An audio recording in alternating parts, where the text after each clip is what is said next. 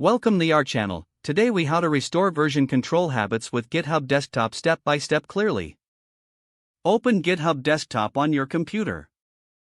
If you haven't already, sign in to your GitHub account. Navigate to the repository you want to work on. If there's no repository, create a new one by clicking on File and then New Repository. Fill in the repository name and description as needed. Choose a local path where the repository will be saved.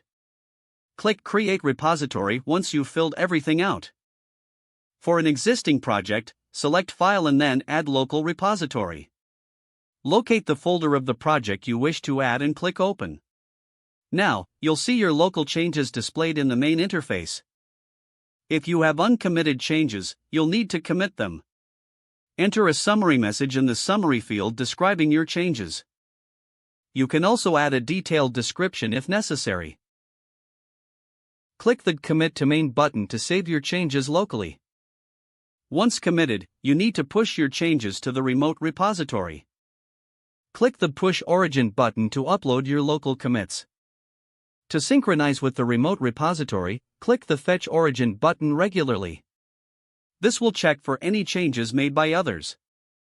If there are updates, you can pull their changes with Pull Origin. Review the changes and resolve any merge conflicts if they arise. If you're starting a new feature, create a new branch by clicking on Branch and then New Branch. Name your branch appropriately for the feature or fix you're working on.